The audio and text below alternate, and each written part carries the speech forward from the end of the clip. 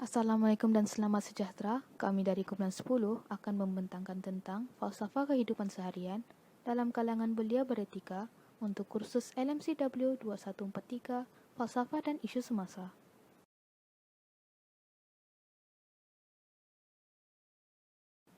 Objektif hasil pembentangan pertama adalah dapat memahami dan mendalami konsep falsafah.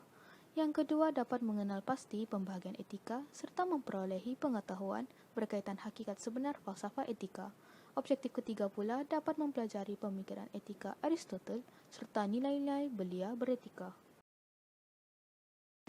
Pengertian falsafah.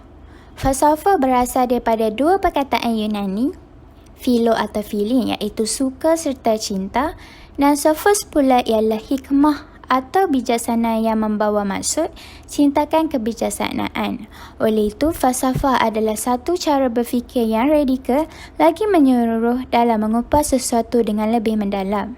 Selain itu, falsafah juga merupakan satu bentuk berfikir secara sistematik, kajian kritikal, huraian dan bertujuan untuk menjadikan diri lebih bijak.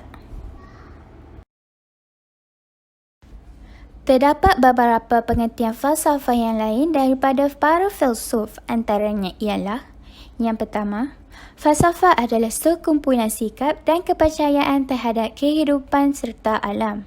Kedua, falsafah juga ditakrifkan sebagai satu proses kritis terhadap kepercayaan dan sikap yang sangat disanjung tinggi kerana memiliki dan melakukan sesuatu. Selain itu, falsafah adalah satu usaha untuk mendapatkan gambaran keseluruhan tentang kehidupan dan alam, iaitu sepadu antara agama, sejarah dan ilmu. Falsafah juga didefinisikan sebagai sekumpulan masalah yang memerlukan pemerhatian manusia yang bergelar filsuf. Contohnya Socrates, Plato, Aristotle, Ibn Sina, Al-Ghazali, Ibn Rushd, Al-Kindi, Augustine dan lain-lain. Pembahagian etika terbahagi kepada tiga iaitu etika meta, etika normatif dan etika gunaan. Etika meta adalah apa yang dilihat dengan mata kasar melibatkan persoalan seperti kuasa Tuhan, keagamaan, kebenaran sejagat dan peranan akal.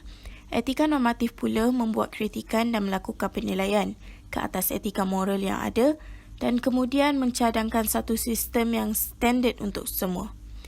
Manakala etika gunaan membincangkan isu-isu khusus dalam kehidupan seharian meliputi pelbagai bidang seperti perniagaan, perguruan, perubatan, alam sekitar, seks dan sosial. Hakikat falsafah etika. Falsafah tertua. Salah satu cabang falsafah ilmu tertua sejak awal prasejarah yang terbentuk dengan kematangan yang mengagumkan bagi membantu manusia melihat secara teliti dan moral yang dihayati masyarakat yang membezakan manusia dengan makhluk lain dari aspek moral. Dua kategori. Terdiri daripada dua kategori besar iaitu etika deskriptif dan etika normatif.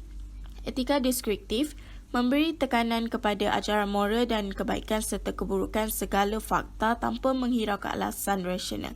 Hal ini terbahagi kepada dua iaitu etika umum dan etika khusus. Perbandingan. Menurut falsafah terkenal iaitu Socrates, orang yang mempunyai pengetahuan yang baik pasti akan melakukan kebaikan. Manakala orang yang jahat pula adalah atas sebab kurang pengetahuan yang mendalam mengenai ilmu etika. Oleh itu, pengetahuan merupakan unsur penting bagi seseorang untuk mencapai kematangan yang baik. Refleksi. Falsafah etika bukan falsafah yang sedia ada yang boleh diambil begitu dan digunakan. Ianya merupakan satu refleksi yang berkaitan dengan perilaku. Perihal ini dapat dikaji melalui hati nurani, tanggungjawab, nilai, hak, kewajipan dan keutamaan. Pemikiran etika Aristotle. Terdapat 4 perkara penting yang disebutkan. Yang pertama, kebahagiaan sebagai tujuan utama dalam segala perbuatan manusia mengejar suatu tujuan. Yang kedua, kebahagiaan menurut isinya. Hanya pemikiran yang disertai dengan keutamaan boleh membuat manusia menjadi bahagia kerana terdapat pelbagai pendapat manusia tentang kebahagiaan itu sendiri. Menurut Aristotle, Manusia boleh dikatakan bahagia sepenuhnya jika manusia itu boleh menyelaraskan pemikirannya dengan disertai keutamaan dalam jangka waktu yang cukup panjang. Yang ketiga, ajaran tentang keutamaan iaitu keutamaan moral dan juga keutamaan intelektual. Yang keempat, kehidupan yang sesuai. Menurut Aristotle, kebahagiaan manusia yang terpenting ialah memandang kebenaran. Nilai-nilai belia beretika berpegang kepada prinsip yang tetap sebagai seorang belia Muslim. Yang kedua, bertanggungjawab terhadap negara dalam aspek politik. Dan yang ketiga, mendisiplinkan diri menjadi belia berdaya saing dalam falsafah praktikal. Berpegang kepada prinsip yang tetap dalam kehidupan seorang belia Muslim, setiap belia perlu ada prinsip yang kuat dan utuh untuk dipegang dengan erat supaya tali kebenaran tidak terputus oleh anasir-anasir luar yang sentiasa membawa kepada perubahan cara hidup yang bertentangan dengan sikap masyarakat timur dan Islam terutamanya. Bahawa falsafah dan agama adalah sesuatu perkara yang berbeza, falsafah merujuk kepada cara berfikir manakala agama pula menuntut ilmu pengetahuan untuk beribadat. Para belia perlulah mempunyai pegangan prinsip agama dan falsafah tidak kira dari barat maupun timur, selagi ia tidak bertentangan dengan nilai-nilai yang baik. Yang kedua, bertanggungjawab terhadap negara dalam aspek politik bertujuan untuk manusia mencapai matlamat akhir hidup atau kebahagiaan yang tertinggi sepanjang kehidupannya. Aristotle turut membincangkan kebahagiaan dengan aspek politik. Beliau berpendapat bahawa kemampuan seorang individu melaksanakan tanggungjawab terhadap urusan negaranya terutamanya isu politik sebagai satu sifat yang dikagumi kerana golongan belia amat berpotensi dari segi semangat juang, fikiran, daya cipta dan memerlukan sasiah yang mantap bagi menjamin pembangunan negara yang mampan dan disegani di peringkat antarabangsa. Keterlibatan mereka membuatkan mereka mempunyai nilai etika yang paling tinggi kerana memikul tanggungjawab yang besar. Nilai-nilai belia beretika yang ketiga adalah mendisiplinkan diri menjadi belia berdaya saing dalam falsafah praktikal.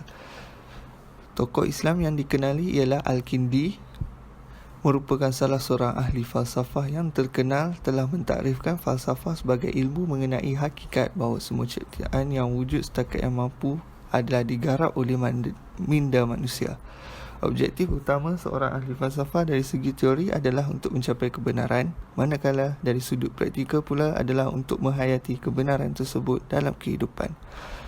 Praktikal. Perkataan praktikal secara ringkasnya bermaksud berkaitan dengan pengalaman atau penggunaan sebenar secara bersungguh-sungguh. Oleh itu, kita haruslah sedar bahawa belia yang beretika wajib mendalami falsafah praktikal bagi membuka stigma yang luas dan pencaturan yang baik agar melancarkan pencarian solusi berkaitan sebarang introspektif, terutamanya yang melibatkan hal-hal ekonomi, politik, etika dan peradaban agar negara dapat mengecap paradigma iaitu kemajuan oleh halqah pemimpin yang berketerampilan.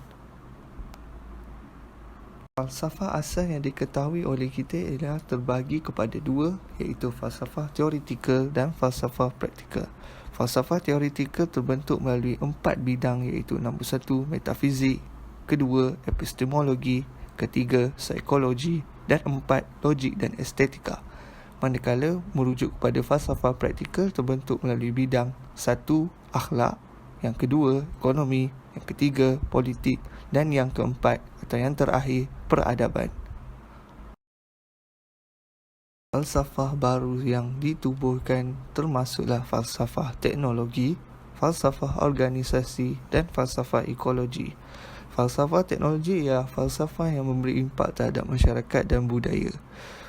Falsafah teknologi bertujuan untuk memahami kedua-dua amalan merancang dan mewujudkan artifak termasuk proses dan sistem buatan. Untuk falsafah organisasi ialah falsafah yang ke arah mewujudkan situasi sesuai mengikut tujuan masing-masing. Ia amatlah berkaitan dengan kepimpinan, matlamat, hala tuju, visi, organisasi dan hubungan sosial di dalam sesebuah organisasi.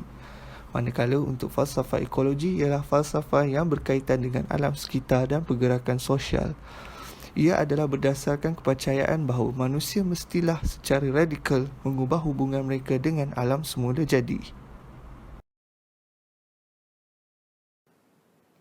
Secara kesimpulannya, kita haruslah berusaha untuk mendidik generasi akan datang tentang kepentingan menjadi belia yang beretika pada zaman sekarang. Jika kita mengabaikan etika dalam kehidupan seharian kita, banyak kesan buruk akan berlaku yang akan terkesan dengannya. Antara kesan pengabaian etika yang akan berlaku ialah dunia kita akan melahirkan teknologi mengikut kehendak komersial yang mementingkan keuntungan dan kepentingan diri sendiri. Selain itu, kerosakan alam sekitar juga akan berlaku akibat kerakusan sains.